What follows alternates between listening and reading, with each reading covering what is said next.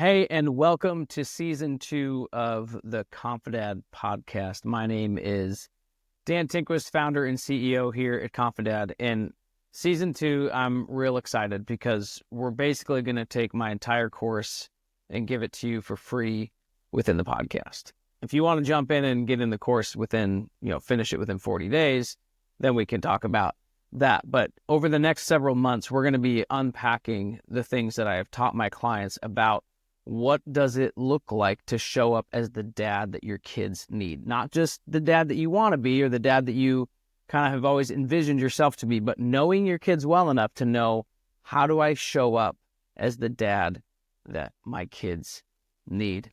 There'll be 3 parts to each episode here in season 2. We'll start out with mindset work. I teach all of my clients to work on their mindset and to every day remind themselves of what is true. But what's better of telling you to do it than just doing it and leading you through that exercise? So every day you have no excuses. You jump in, hop in the podcast, and do it with me, reminding yourself what is true. Then I'll move into a moment of equipping, giving you the nuts and bolts, the tools to move through fatherhood in a really powerful, intentional way. I like to think of fatherhood as a giant, heavy bag that is kind of awkward to carry sometimes. And the tools and concepts and things that I give you will be like putting handles just in the right spots of that heavy bag of fatherhood so that you actually can carry it and carry it with others, not just alone, but with others. And the last thing is empowerment. I want to empower you to be that dad, to show up for your kids and to remind you that this is your job. This is your role. This is the burden you get to carry as you raise your kids into healthy, interdependent, confident adults. So let's get going. Mindset work. Remind yourself this: you are the only dad your kids get. Whatever role you fill, adoptive dad, bio dad, stepdad, foster dad, whatever that is, granddad, you're the only one that gets to fill that role. There's no other person on this planet that will ever replace you. So say that. I'm the only one. I need to do it well. Remind yourself that providing for your kids isn't just about money. Money's great. It's fantastic. It helps us do the things we need to do, eat food, get clothes on our back. But provision is more than money. It's about showing up for your kids emotionally, spiritually, relationally, physically, and financially. Provision is more than money. And you get to do this. Say it with me. I get to do this. It is a privilege to have children. There are so many people I know that wish that they could have kids. And look at us. Sometimes we sit and complain about having too much to do or too many kids or too much going on to live our life. And yet, here we go. We get to do this, and we get to sacrifice. We get to lay down our life, put our priorities aside. Yeah, we need to take care of ourselves, but put our priorities aside and take good care of our kids, which often means getting out of the way so we can do that. All right. What does it mean to make home the safest place? The whole reason I started Confidad is because I have this deep burning desire for home to become the safest place for every kid in this country. If home is the safest place for them to dream, for them to fail, for them to find out who they are, it's a very powerful gift that they get, not just in like personal identity and discovery, but in becoming a interdependent, confident adult as they enter into the world. We're going to equip them with skills and all the things that they need to execute adulthood well, but not just in the doing, but in the being. That they would show up for life in their relationships, in their studies, in their work. They would show up with such quiet confidence because they had home as the safest place. We still need coaches. We still need teachers. We still need pastors. We still need all those other supporting adults that help with the village, that help our kids grow into healthy, confident, interdependent adults. We need a village to raise them well. But when home is the safest place for them to fail, take risks, dream, succeed, celebrate, that is a beautiful foundation for the skill building that comes along with becoming an adult. So what does it look like to have home be the safest place? It looks like more than just loving your kids. Every kid needs to be loved, and they need to know that they are loved. But oftentimes when we say, I love you, the lived experience of the child does not match the words coming out of your mouth.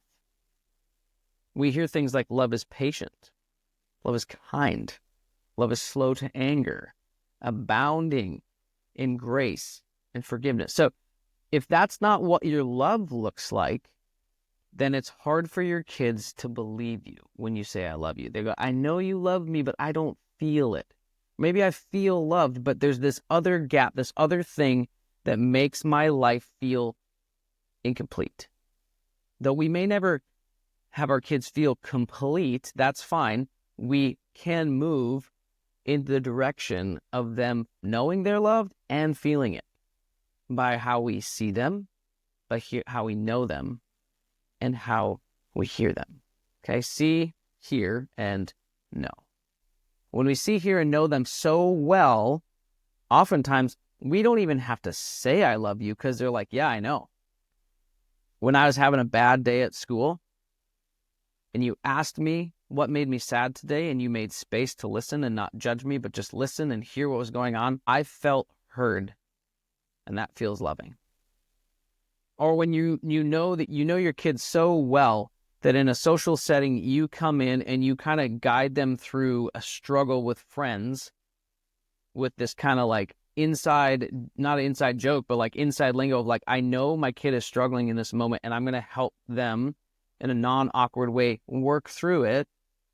Once you get through that and you come out the other side, your kid can go, I know you love me because you know me so well. You helped me in a situation when I couldn't even ask for help and you came in.